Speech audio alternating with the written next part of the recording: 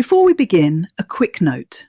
The opinions and analysis shared on Truth Seekers are our own interpretations of published research and should not be used as medical, financial, or professional advice.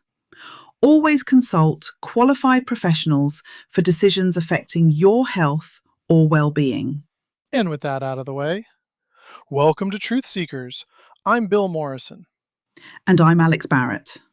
Today is December 22nd, 2025, and we're talking about sea moss, the superfood with zero super evidence. Let's get to the truth. So I've been seeing sea moss absolutely everywhere. TikTok influencers swearing it cleared their acne in 3 weeks, Kim Kardashian calling it her beauty secret, people putting it in smoothies claiming it'll fix their anxiety, help them lose weight.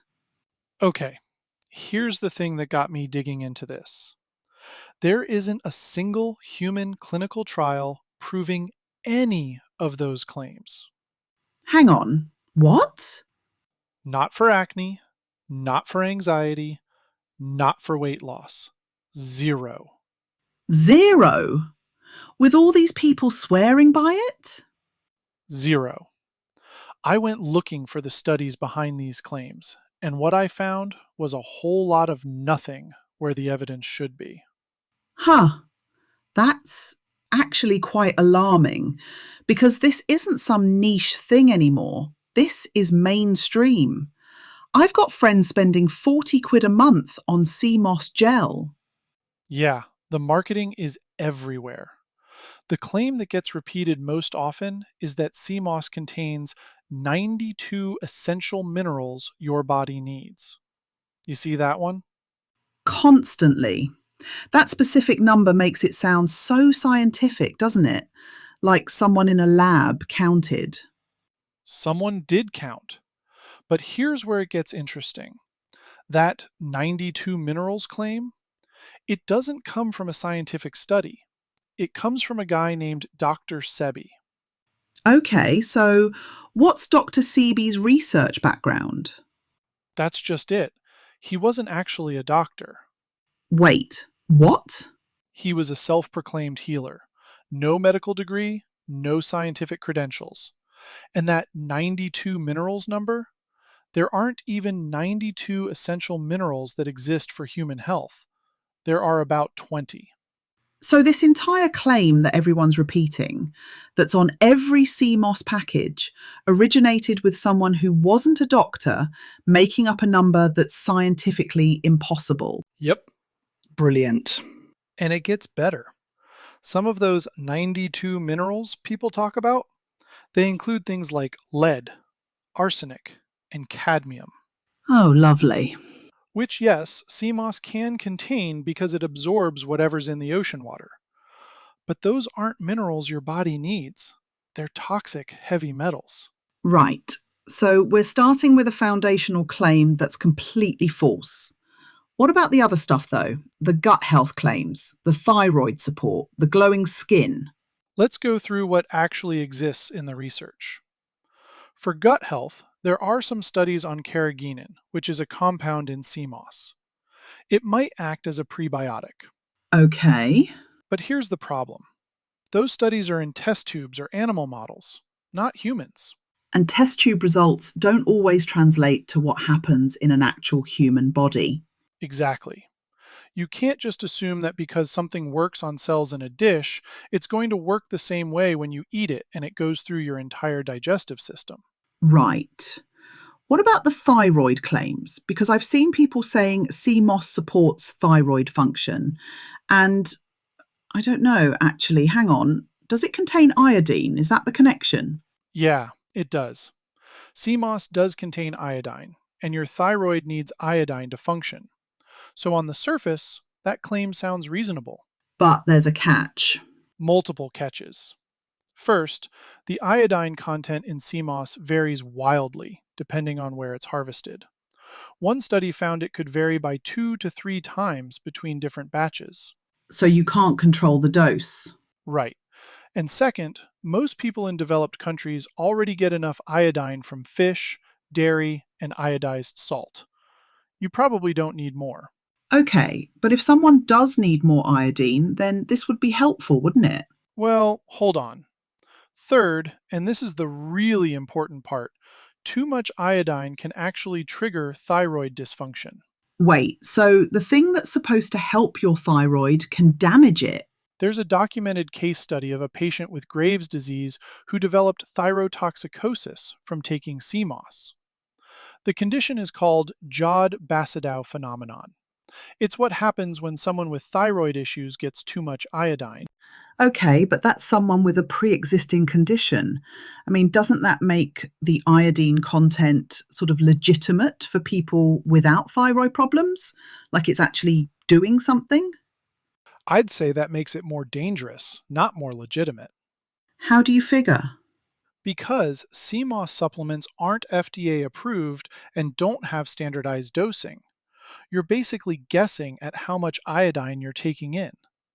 One research paper found that 4 grams a day is probably safe, but 286 grams exceeds safe limits.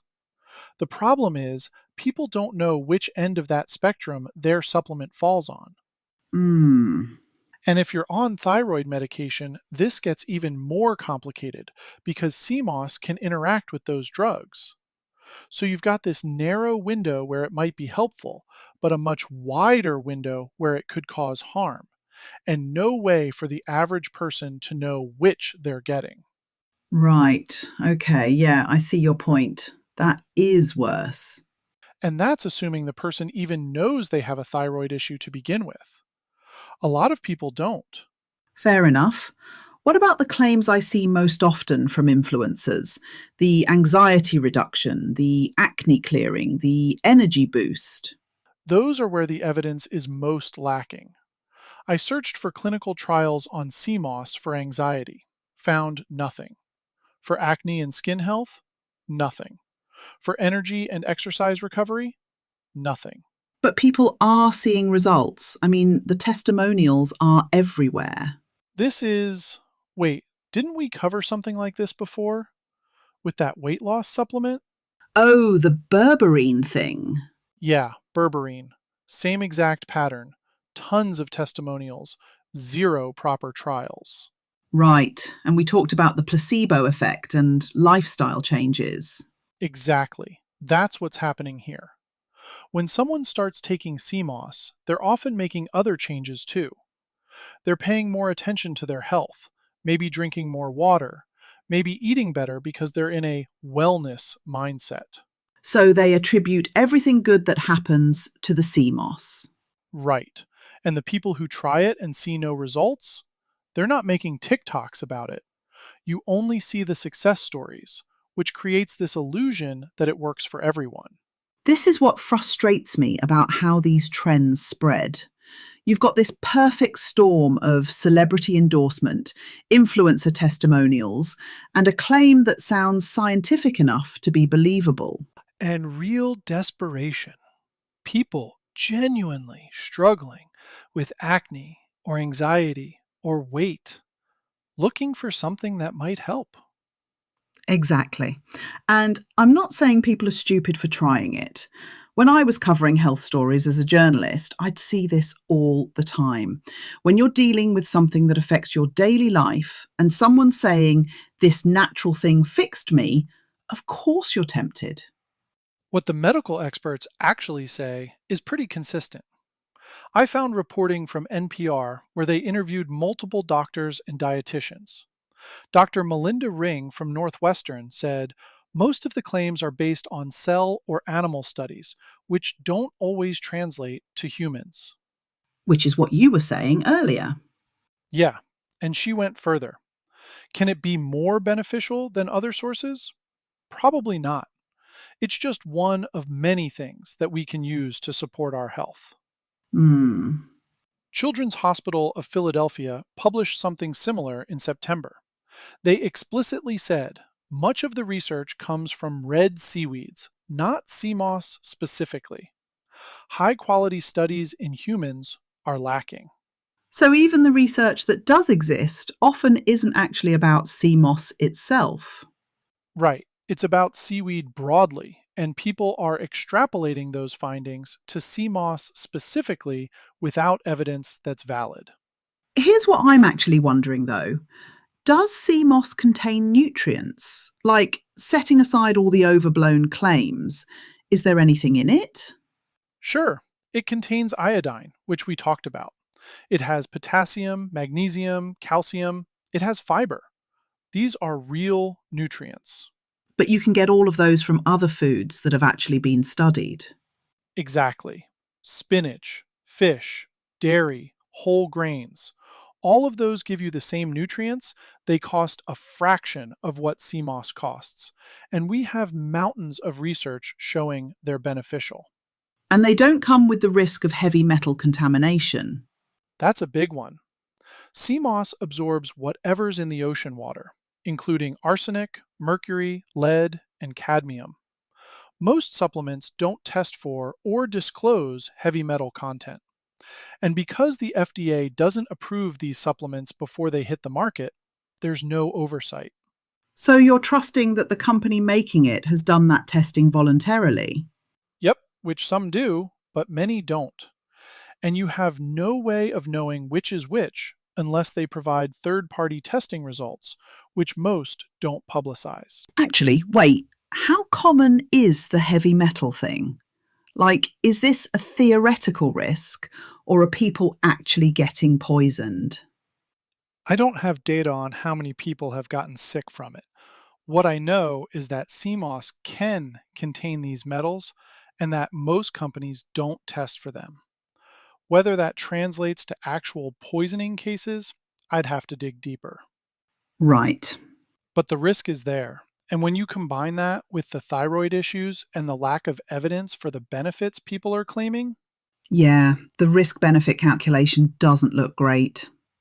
no. Okay, so wait, what were we saying about the nutrient content?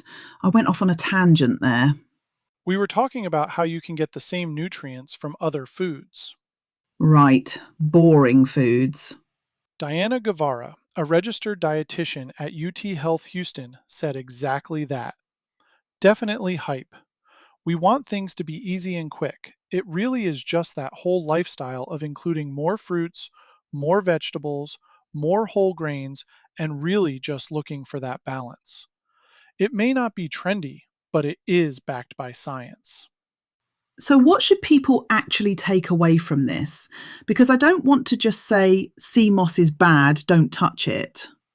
CMOS isn't going to poison you if you have it occasionally and you're not on thyroid medication, but it's not a superfood. It's not going to fix your anxiety or clear your skin or melt away weight. Those claims aren't supported by evidence in humans. And if you want the nutrients it contains, you can get them from cheaper, better studied sources without the risks. Right. And here's the bigger pattern to watch for. When you see a health claim going viral, ask yourself two questions. Where did this claim originate? And has it been tested in humans in controlled trials? Because used for centuries doesn't mean proven effective, and celebrity endorsements aren't the same as scientific evidence. Exactly. Sea moss has been used as food since the 1800s in Ireland and the Caribbean. That doesn't mean it has the specific health benefits being marketed now. Bloodletting was used for centuries too. That's quite a comparison, but it makes the point. And just because an influencer had a good experience doesn't mean there's a mechanism behind it or that it'll work for you. The science on sea moss might catch up eventually. Maybe in 5 or 10 years, we'll have actual human trials showing benefits for specific conditions. Right. But right now, that research doesn't exist. And in the meantime, people are spending money and potentially risking thyroid problems or heavy metal exposure for something that probably isn't doing what they think it is. If you're taking it and you feel like it helps, I'm not going to tell you to stop, but go in with your eyes open about what the evidence actually shows. And maybe get your thyroid checked. Seriously, if you've been taking CMOS regularly, talk to your doctor about monitoring your thyroid function. The truth is less exciting than the TikToks, but at least you know what you're actually dealing with. And you can save that 40 quid a month for something that's actually been proven to work. Like vegetables. Boring, science backed vegetables. When I was doing A/B testing in tech, we had this rule: if you can't measure it, you can't claim it worked. Same principle applies here. Right. And we can't measure what hasn't been studied. Right, that's all for today's dive into the data. Just remember, everything we've discussed is our interpretation of published research and shouldn't replace professional medical advice. Absolutely. If you're dealing with health or mental concerns, talk to your doctor, not just us data nerds on a podcast. I'm Alex Barrett, And I'm Bill Morrison and we'll see you next time. on Truth Seekers. Until then, question everything. But verify with data.